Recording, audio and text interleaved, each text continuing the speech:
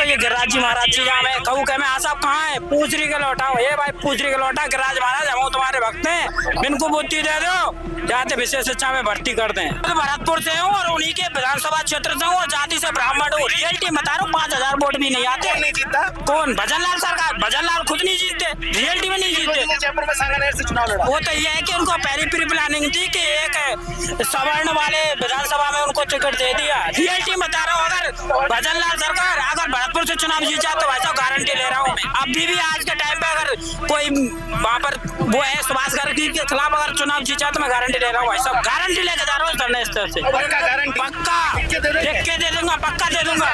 कितने से भाई साहब 5000 वोट भी नहीं आएंगे। जमानत जब्त किसकी? भजनलाल सरकार की और भजनलाल की। आने वाले चुनावों में जैसे अंत आ रहे ना, अब की बार राजस्थान हरा देंगे युवा, राजस्थान हरा देंगे साहब। राजस्थान युवा आक्रोश है, ईंट का जवाब पत्थर से देंगे। जिस प्रकार से एक कुएं में मेढक होता है ना, मेढक तो वो ये समझता है कि पूरा संसार यही है। जब मेढक बाहर निकलता है ना, उसको तब पता पड़ जाता है कि संसार कितना बड़ा है। शिक्षा मदन दिलावर जी हैं, उनको ये तक नहीं पता कि विशेष शिक्षा क्या होती है, संस्कृत शिक्षा क्या होती है। क्या पता फिर उनको? कुछ भी नहीं पता, बस बना दिया। बस ये है कि संघ का पता है, आज उसमें वंदे मातरम बुला दो, आज वहाँ पर RSS का ये काम करवा दो। बस एक शिक्षा मंत्री अभी कुछ दिन पहले बहादुर विद्यालय में गए थे, वहाँ पर 0 CWSN बच्चा था, उनको यहाँ तक नहीं पता कि मैं जिस स्कूल में जा रहा हूँ उस स्कूल में नामांकन के तौर पर एक भी बच्चा नहीं है। और मीडिया कवरेज अपने ट्वीट के माध्यम से कह दिया आज फलाने विद्यालय में, बहादुर विद्यालय में आज वहाँ पर गए। बस यही है, ये शिक्षा मंत्री है, ये शिक्षा मंत्री है। मैं आपके चैनल के माध्यम से बोलना चाहता हूँ, ये शिक्षा मंत्री का उसको ये नहीं पता कि इस विद्यालय में CWSN का नाम का कोई विद्यार्थी इसमें नामांकन नहीं है। आप बताओ शिक्षा मंत्री को कितना नंबर देते हैं 10 में से? एक भी नंबर नहीं देता। अगर जीरो से भी कम होता ना वो भी दूंगा मैं तो। -2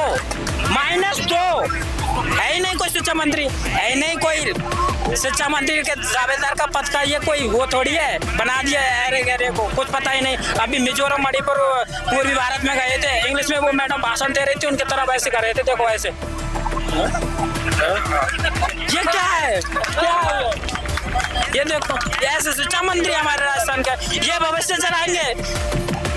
नमस्कार, तुषार गौतम, आप देख रहे हैं NPN। सरकार के 33% लड़कियां हैं तो उनको देना चाहिए। हमें तो कहीं दिख नहीं रहा है कि 33%। सबसे पहले आप बताइए मुझे।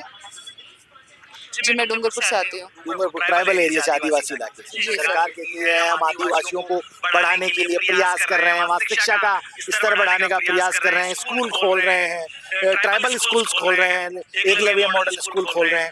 लेकिन फिर भी राजस्थान सरकार वैकेंसी के अंदर, 3rd ग्रेड टीचर के अंदर एक स्पेशल एजुकेशन के लिए पद सृजित नहीं कर रही। क्या कहेंगे, हकीकत बताइएगा ट्राइबल एरिया का सब बारे में। सर मैं तो ये हकीकत बता रही हूँ कि हमारी जो लास्ट भर्ती थी जो कांग्रेस सरकार ने कराई थी, उसमें हमारी बैकलॉग की सीटें पड़ी हैं ट्राइबल्स की। उसके लिए भी हमने अर्जी लगाई, केस लगाए, हमें तो वोट तक नहीं मिल रही है, उसका हिसाब नहीं मिल रहा है कि वो सीटें खाली थी वो कहाँ गई। तो आप बात कर रहे हैं कि वो नई भर्ती में इन लोगों के लिए सोचे। अगर उनको इतना सोचना होता तो वो खाली रिक्त पदों पर ही पहले भर्ती करा देती हमारी। मैं ऐसे एरिया से आती हूँ जहाँ पर शिक्षा इन सामान्य बालकों से तो बहुत नीचे है। ट्राइबल्स एरिया में हमारे विशेष स्कूल तो बहुत कम है, मैं ये मानती हूँ कि 1 आध स्कूल है, और जो सामान्य स्कूल है वहाँ पे पढ़ रहे हैं ये विशेष बच्चे। तो सामान्य स्कूल में जो विशेष बच्चे पढ़ रहे हैं तो उनका तो या फिर तो कोई टीचर तो नाम ही नहीं चढ़ाते कि कौन माता बच्चे करेगा, कि उनके लिए अलग से सब कुछ होता है, व्यवस्था अलग से टीचर लगते हैं, इनकी अलग से ट्रेनिंग होती है। तो ये सब कोई नहीं करना चाहता सर। तो ये नामांकन धीरे धीरे कट ही रहा है, और बढ़ती तो ये आप देख ही रहे हैं कि हम लास्ट धरने पे भी यहाँ बैठे थे। राजस्थान के शिक्षा मंत्री कौन है, नाम पता है? जी सर, मदन दिलावर जी सर। जानते हो? जी जी बिल्कुल जानते हैं। हम तो वहाँ पे ज्ञापन देने गए हैं उनसे, वो तो नजरें मिला के हमसे बात करने को तैयार नहीं है। बात ही नहीं कर रहे। बात ही नहीं कर रहे। नजरें नहीं मिला के उधर नहीं सर, हम वो आगे चल रहे हैं, पीछे चल रहे हैं सर। हमारा ज्ञापन है सर, तो किस लिए है इतना भी नहीं पूछने को तैयार है। हाँ दे दो, देख लेंगे। पता नहीं देखा कि डस्टबिन में गया वो तो। मान लें कि 2028 में मुख्यमंत्री आप बनते हैं, या अभी बना दे, चलो क्या करेंगे? सबसे पहले तो युवा का दर्द समझेंगे, क्योंकि आप भी देखते होंगे शहीद स्मारक है, आए दिन धरने लगते हैं। हमसे ज्यादा तो आप बेहतर समझते हैं कि यहाँ पर कितने युवा अपनी मांगों को लेकर दिन रात खड़े रहते हैं। अभी हम विशेष शिक्षा के लिए खड़े हैं, तो कोई एसआई के लिए खड़ा है, कि कोई कभी कल कोई और आ जाएगा, लेकिन ये कभी खाली नहीं रहता है। तो आप देख सकते हैं इस सरकार की दिशा, तो हम ये, मैं तो मुख्यमंत्री होती तो मैं यही कोशिश करती कि इस बार पर कोई किसी प्रकार की मांग लेके बैठे ही ना। शादी वादी हुई? जी सर। यहाँ बैठे हैं, पति क्या कहता है? उनको तो पता है ना कि क्यों बैठे हैं, अपने हक की लड़ाई के लिए बैठे हैं सर। समझाते हैं वो क्या कहते हैं? वो कहते हैं मत करो ऐसा, क्या है?